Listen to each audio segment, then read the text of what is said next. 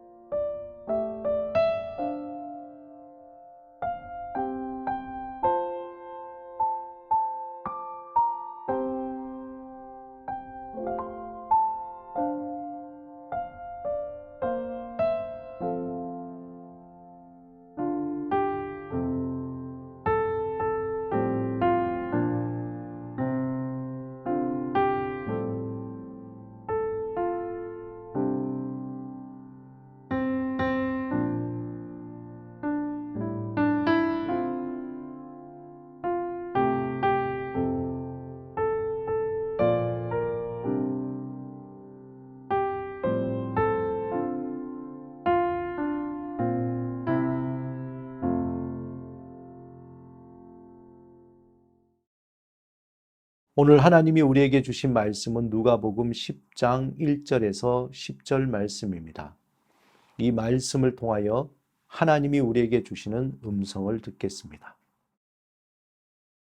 모든 세리와 죄인들이 말씀을 들어 가까이 나오니 바리새인과 서기관들이 수군거려 이르되 이 사람이 죄인을 영접하고 음식을 같이 먹는다 하더라.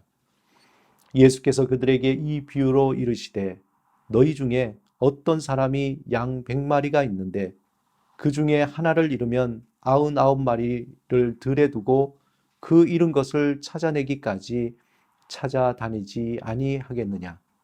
또 찾아낸즉 즐거워 어깨에 메고 집에 와서 그 벗과 이웃을 불러 모으고 말하되 나와 함께 즐기자. 나의 잃은 양을 찾아내었노라 하리라. 내가 너희에게 이르노니 이와 같이 죄인 한 사람이 회개하면 하늘에서 회개할 것이 없는 의인 99으로 말미암아 기뻐하는 것보다 더하리라. 어떤 여자가 10드라크마가 있는데 하나를 잃으면 등불을 켜고 집을 쓸며 찾아내기까지 부지런히 찾지 아니하겠느냐. 또 찾아낸즉 벗과 이웃을 불러 모으고 말하되 나와 함께 즐기자. 잃은 드라크마를 찾아내었노라 하리라. 내가 너희에게 이르노니 이와 같이 죄인 한 사람이 회개하면 하나님의 사자들 앞에 기쁨이 되느니라. 오늘 본문에서 예수님은 잃은 양과 잃은 드라크마에 대한 비유로 말씀하십니다. 이 두 비유를 말씀하신 후에 예수님은 첫 번째 7절에 보면 내가 너희에게 이르노니 이와 같이 죄인 한 사람이 회개하면 하늘에서는 회개할 것 없는 의인 99으로 말미암아 기뻐하는 것보다 더하다고 말씀하시고 또 10절에 보면은 내가 너희에게 이르노니 이와 같이 죄인 한 사람이 회개하면 하나님의 사자들 앞에 기쁨이 된다고 말씀하셨습니다. 예수님은 공생애를 시작하실 때 가장 먼저 외쳤던 말씀이 무엇입니까? 바로 회개하라였습니다. 그만큼 회개는 예수님의 사역에서 매우 중요한 부분입니다. 왜냐하면 회개를 통해서 우리는 하나님의 은혜를 경험하게 됩니다. 또한 구원을 받게 되며 하나님의 자녀가 되는 선물을 받게 되는 것이죠. 그렇다면 진정한 회개라는 것은 무엇일까? 회개라는 말은 단순히 사전적인 의미로는 잘못을 뉘우치고 고침이라고 되어 있습니다. 그런데 구약에서 이 회개라는 말은 슈브라고 쓰고 있습니다. 먼저 슈브는 돌이키다, 돌아가다, 돌아서다, 되돌아간다 또는 되돌아온다라는 뜻입니다. 다시 말해서 회개한다라는 말은 다시 돌아간다는 말입니다. 우리가 도로 표지판에 보면 유턴이라는 표지판이 있지 않습니까? 그것처럼 다시 돌아간다는 뜻입니다. 어디로요? 세상에서 하나님께로 다시 돌아간다는 뜻입니다. 아버지를 떠난 둘째 아들, 탕자의 비유에서 아버지를 떠난 둘째 아들이 자신의 처절한 현실을 알고 드디어 깨닫게 됩니다. 그리고는 자신이 이곳에서는 살 수 없구나. 나는 아버지와 함께 있어야 살 수 있겠구나 라고 깨닫고 나의 진정한 삶은 이곳이 아니라 아버지와 함께하는 삶이구나 라는 것을 깨닫고 그리고 그 모든 것을 다 털어버리고 아버지께로 돌아가는 겁니다. 이것이 바로 회개라는 겁니다. 특별히 탕자의 비유에서 예수님은 회개라는 것이 어떤 것인가 그 이야기를 통해서 구체적으로 보여주셨습니다. 신약에서 회개란 말은 메타노이아라는 헬라어입니다. 이 메타노이아도 메타와 노우스라는 말이 합쳐진 말입니다. 여기에서 메타라는 것은 무엇 후에 무엇 함께란 뜻이고 노우스라는 것은 알다, 깨닫다라는 뜻입니다. 그러니까 회개라는 말은 무엇을 깨달은 후에라는 것이죠. 즉 어떤 것을 깨닫고 난 후에 행하는 행동입니다. 그런데 무엇을 깨닫습니까?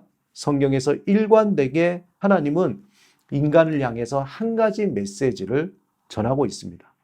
그것은 하나님과 함께 사는 것, 하나님과 사귐의 관계 속에서 살아가는 것이 진정한 삶이다라고 지속해서 반복해서 또한 말씀하고 있습니다. 자신을 드러내고 자신의 만족과 영예를 위해서 또 자신의 영광을 드러내기 위한 삶은 다 허망한 것이다 라고 말씀하시는 것이죠.